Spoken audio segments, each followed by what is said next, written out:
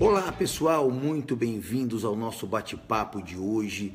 Hoje o nosso tema é focado exatamente na decisão do Supremo Tribunal Federal, proferida na data de ontem, em relação a um assunto que vem causando uma grande discussão na sociedade, e grande discussão na sociedade principalmente por quê? Porque a sociedade, de uma forma geral, não entende o porquê de os presos receberem uma indenização. E esses raciocínios são absolutamente normais, isso que a gente precisa entender. E por que normais? Porque, de fato, a sociedade, de uma maneira geral, leiga, que não entende o direito como um todo, acaba fazendo comparações naturais. E essas comparações, por exemplo, giram em torno do seguinte: poxa, mas por que um preso recebe uma indenização e aquela pessoa que eventualmente aguarda na fila de um hospital ou eventualmente na fila de uma escola, de uma creche, essa pessoa não tem direito à indenização? Então, isso é o que nós temos que começar a refletir juntos agora, para que a gente possa entender o porquê, se existe embasamento jurídico, se existe um embasamento forte e sólido para sustentar exatamente essa posição do Supremo Tribunal Federal. Para que a gente possa começar a conversar sobre isso, é interessante que, antes de mais nada, a gente possa definir entre nós que a abrangência da nossa análise é especificamente sob o enfoque jurídico. Nós que trabalhamos na área do direito penal ou que atuamos na área do direito penal, eu costumo dizer que nós temos que ter dois cérebros. Um cérebro para que a gente possa raciocinar sobre um determinado assunto de forma emocional. Um outro cérebro para que a gente possa usá-lo no âmbito estritamente jurídico, e é nesse enfoque que a gente precisa fazer uma análise. Não há como envolver o lado emocional, porque senão nós naturalmente migraremos do âmbito jurídico e não é a nossa pretensão aqui, tá certo? Então vamos começar a raciocinar da seguinte maneira. Veja, quando a gente pensa em pessoas presas, nós temos duas possibilidades básicas em relação a isso. A primeira possibilidade diz respeito a quê? Diz respeito ao indivíduo que está preso provisoriamente, ou uma prisão temporária, ou uma prisão preventiva, e a segunda possibilidade é aquele indivíduo que está preso cumprindo de fato uma sanção penal já imposta pelo Poder Judiciário. Seja em uma situação, seja em outra, automaticamente nós temos aí que lembrar algumas diretrizes assumidas pelo próprio Estado. O Estado é o criador das normas jurídicas. A partir desse momento em que ele é o criador das normas jurídicas, muitas delas, inclusive, ele próprio é o destinatário. Aí você fala, poxa, mas ele é o destinatário em que maneira? Quando ele traz para si próprio, com exclusividade, o chamado jus puniendi, ou seja, o direito de punir é dele exclusivamente, ele assume a responsabilidade de quê? De fazer com que aquelas pessoas que estejam sob a tutela dele possam se manter de forma íntegra. E como eles fazem isso? Na realidade, a gente não pode perder de vista que hoje o direito penal tem uma finalidade de pena completamente diferente daquela que já foi no passado. No passado, nós tivemos sim fases no direito brasileiro em que a pena representava uma vingança.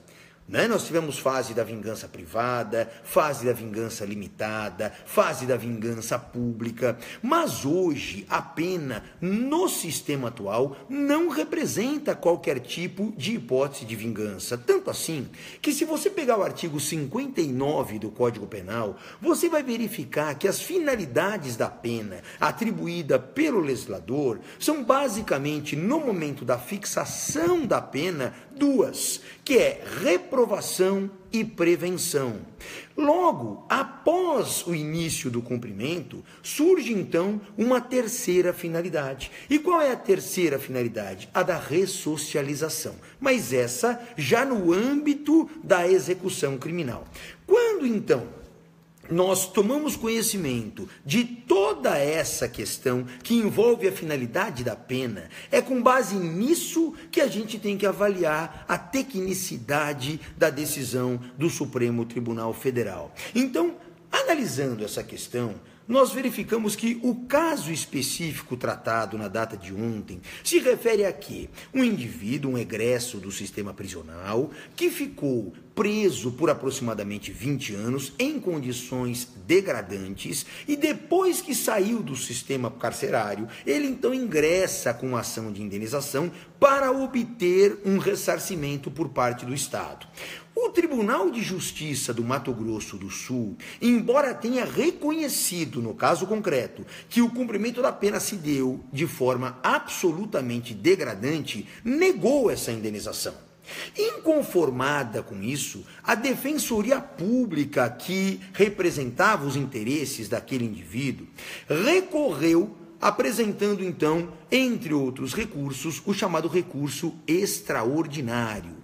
Ora, o recurso extraordinário tem por objetivo levar à Corte Superior do nosso país, o Supremo Tribunal Federal, questões que podem atingir diretamente a Constituição Federal. E foi nesse prisma que o recurso extraordinário foi recebido. E por que nesse prisma? Você pode perguntar, poxa, mas o que tem de ofensa à Constituição numa situação dessa natureza? Aí eu quero lembrar a você que o princípio basilar da Constituição Federal, lá previsto no artigo 1º, inciso 3 da própria Constituição Federal, trata do princípio da dignidade da pessoa humana. E aí eu pergunto, o que é a dignidade da pessoa humana? A dignidade da pessoa humana, segundo alguns doutrinadores, ela tem uma relevância tão grande que ela tem um status de sobrenorma. Ela está, inclusive, acima das normas positivadas. Então, a partir daí, ela não admite qualquer tipo de mitigação ou qualquer tipo de minimização sobre qualquer aspecto. Portanto, qualquer ato que venha a ofender a dignidade da pessoa humana, ele é um ato atentatório aos termos da Constituição Federal. Além disso, nós temos uma outra situação prevista no artigo 5º, inciso 49 da Constituição Federal, que esse é explícito e eu quero até comentar com vocês de forma direta. Diz assim o inciso 49 do artigo 5º da Constituição, portanto, uma cláusula pétrea, portanto, uma garantia individual. E ele diz, é assegurado ao preso o respeito à integridade física e moral. Então veja, é assegurado ao preso o respeito à integridade física e moral. Isso é um compromisso que o próprio Estado assumiu para ele próprio, porque, como eu disse há pouco, ele é o titular do direito de punir no âmbito de natureza penal. Tá claro? Além disso, só para que você possa ter uma noção melhor a respeito de como é o sistema prisional no Brasil, se comparado com as regras legais também brasileiras, se você pegar o artigo 88 da Lei de Execução Penal, aquela Lei 7.210, ele vai deixar claro algumas coisas que provavelmente você ainda não se atentou. Por exemplo, ele coloca lá no artigo 88 o seguinte, que o condenado, veja você, é a lei vigente no Brasil, o condenado será alojado em cela individual. Você entendeu? Artigo 88 da Lei de Execução Penal. Ele será alojado em cela individual, que conterá dormitório, aparelho sanitário e lavatório. Bom, mas o artigo 88 não para aí, ele ainda vai além. E ele diz o seguinte no parágrafo único, presta atenção agora, são requisitos básicos da unidade celular, ou seja, do local onde o preso vai permanecer cumprindo a reprimenda corporal que foi estabelecida. Veja só, a salubridade do ambiente pela concorrência dos fatores de aeração, insolação e condicionamento térmico adequado à existência humana. E, finalmente, na letra B do parágrafo único desse artigo, diz assim, área mínima de 6 metros quadrados. Veja então a ideia do legislador quando se pensa em sistema carcerário. 6 metros quadrados, cela individual. Agora a gente sai do mundo ideal, que seria esse mundo teórico, e vamos ao mundo prático. Chegando no mundo prático, é evidente, é de conhecimento de todos, que automaticamente a gente então resolve da seguinte maneira: não há vaga para todos os presos. Hoje nós temos aproximadamente 650 mil pessoas ingressas, submetidas ao sistema carcerário, e nós temos aproximadamente 500 mil mandados de prisão expedidos aguardando cumprimento.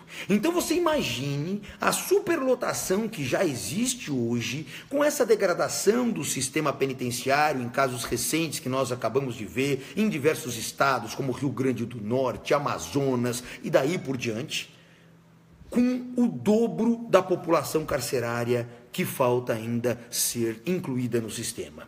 Então, imagine o cenário que isso poderia gerar, além daquilo que já ocorre no sistema prisional. Nunca é demais lembrar que a precariedade do sistema prisional é tão grande que muitas vezes, em algumas localidades, não tendo espaço físico, os presos são acomodados em containers. Isso mesmo, aqueles containers de porto que vêm naqueles navios, aqueles containers são adaptados como cela e os presos acabam sendo colocados dentro daqueles locais para cumprir penas dessa natureza.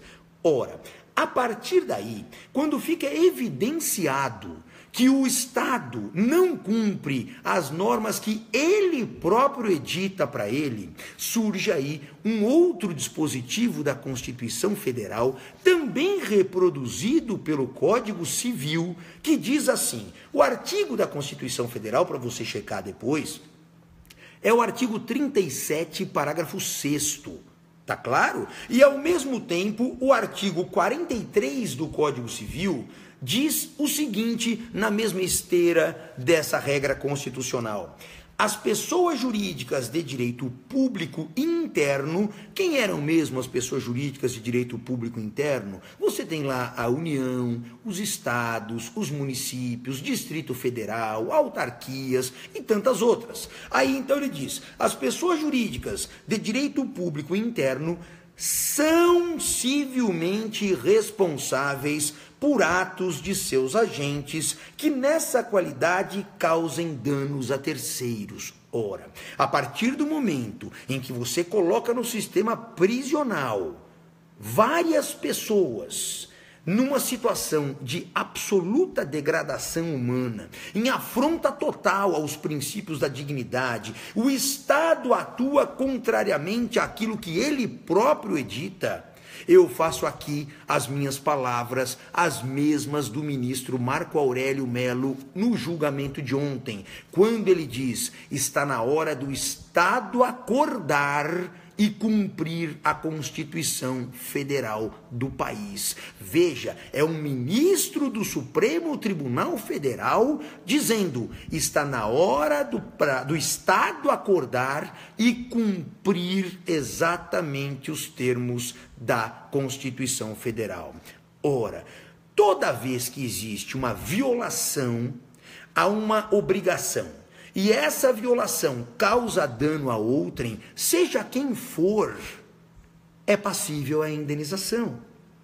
É por essa razão, está aqui o parágrafo 6º do artigo 37 da Constituição Federal, atribuindo a responsabilidade civil às pessoas jurídicas de direito público, é que não há como ignorar que, de fato, há absoluta regularidade na fixação de uma indenização desse tipo. O que nós não podemos confundir é aquele sentimento que muitas vezes as pessoas nutrem, e nutrem muitas vezes por sentimento de vingança, em razão do caos que nós vivemos na sociedade brasileira. Mas uma coisa é o direito enquanto ciência, outra coisa é o lado emocional.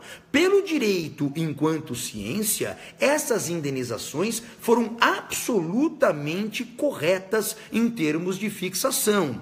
Portanto, não adianta nós tentarmos perpetuar o mal com o mal, porque isso não vai fazer com que haja qualquer tipo de melhora. Ao contrário, o que eu sugiro que nós possamos pensar a partir de agora é que esse talvez tenha sido o primeiro passo para que o Estado realmente venha a cumprir aquilo que ele tem que fazer, seja no aspecto da saúde, seja no aspecto da educação, seja no aspecto do sistema carcerário, seja onde for. Mas o que não se dá para admitir mais é que o Estado finja que ele não tem obrigações com as pessoas que compõem a sociedade, porque hoje o desequilíbrio é muito grande. A partir do momento que algum particular, deixa de cumprir as suas obrigações, o Estado vem com toda a sua força contra aquele particular, aplicando a ele todas as medidas sancionatórias previstas na lei. Mas está na hora desse equilíbrio começar a surgir dentro da sociedade brasileira. Não só o particular tem que ser punido por não cumprir as suas obrigações, mas chegou o momento, sim, do Estado também cumprir e ser punido pelo seu eventual descumprimento. E eu quero só chamar a sua atenção aqui também para um outro aspecto interessante, porque você sabe que ontem, embora os ministros por unanimidade tenham deliberado que o preso em situação degradante tenha direito à indenização, houve uma pequena variação entre eles na forma que isso deveria ocorrer. Tanto assim que agora eu me recordo do argumento do ministro Barroso, um ministro extremamente capacitado, onde o ministro Barroso, concordando com a necessidade de indenização, ele se manifestou de maneira preocupada com a indenização pecuniária. Por quê? Porque ele falou, olha, isso pode gerar inclusive problemas fiscais para os estados. Então, qual foi a sugestão que ele deu? Ele disse o seguinte, ora, em que pese seja necessária essa indenização, eu sugiro que ela seja feita numa forma de diminuição de tempo de pena. Então, a proposta dele foi assim, diminui 1 dia de pena para cada de 3 a 7 dias que a pessoa tenha ficado numa condição subhumana no sistema prisional. Então ele estaria criando ali uma espécie de remissão. Lembra? A remissão no direito penal surge naquela hipótese, a cada 3 dias trabalhados, diminui 1 de pena. Aí seria uma nova modalidade de remissão, só que nos deparamos aí com um outro problema que também foi pontuado. Não compete ao Supremo Tribunal Federal legislar. A remissão dessa forma é algo que não foi prevista pela legislação brasileira. Portanto, o Supremo não pode assumir a posição de um legislador positivo e criar normas. Ele simplesmente tem que fazer o quê? Ele tem que, dentro da função dele, que é o aplicador da lei, eventualmente aguardar que o poder legislativo venha a criar algo dessa forma para substituir, na eventualidade, a indenização pecuniária que os presos merecem por conta disso. Repito, não estamos aqui avaliando se são pessoas de boa personalidade, de boa índole ou não. Não é isso que está sendo avaliado aqui. Nós estamos focados exclusivamente no aspecto técnico, no aspecto jurídico da decisão proferida pelo nosso Tribunal Maior do país, o colendo Supremo Tribunal Federal. Tá claro? E com isso, pessoal, eu espero ter conseguido de alguma forma colaborar. Eu não quero convencer você a nenhum tipo de entendimento. Se com esses apontamentos técnicos eu conseguir fazer você refletir um pouquinho mais sobre isso, eu já fico satisfeito. E que o Estado, a partir de agora, tome a consciência de que ele precisa cumprir as suas obrigações legais, tanto na esfera infraconstitucional quanto na esfera constitucional, seja no âmbito do sistema carcerário, seja no âmbito da saúde, seja no âmbito da escola, ou seja, da educação, seja aonde for. Tá claro? Então, pessoal, eu deixo aqui um abraço grande para vocês, agradeço o carinho dessa companhia toda de vocês aqui e numa próxima oportunidade a gente volta a discutir outros temas que sejam relevantes para nós, tá bom? Um abraço grande e um beijo para vocês. Tchau, tchau e até a próxima.